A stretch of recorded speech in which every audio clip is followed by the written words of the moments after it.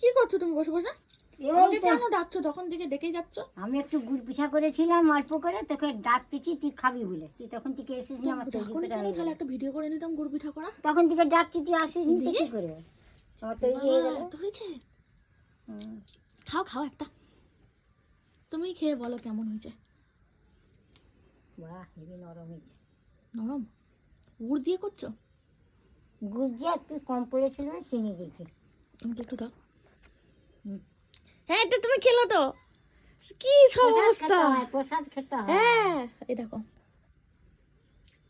দেখেছো গুড় পিঠা। তুমি তো আমাকে আগে থেকে ডাকবে, আমি তাহলে এসে একটা ভিডিও বানাতাম গুড় পিঠার। এই দেখো, এটা আমাদের গ্রামের গুড় পিঠা, গুড় পিঠে। যদি খেতে ভালো হয় তাহলে তোমাদের কাছে দিদাকে বলবো এই ভিডিওটা শেয়ার করতে, এই রেসিপি শেয়ার করতে, ঠিক আছে? এরকম হয় গুড় পিঠে দেখতে, আর খেতেও খুব সুন্দর হয়। আমি এখন খাচ্ছি, খুবই সুন্দর হয়েছে খেতে। দিদা তো খেতে শুরু করেই দিয়েছে। দাদু কোথায়? দাদুকে দেবে না নাকি? নিজেই খেয়ে নেবে? দাদু চোখে ড্রপ দিল। দাদু বলবে আমাকে দিচ্ছে না, নিজেই খাচ্ছে বসে বসে।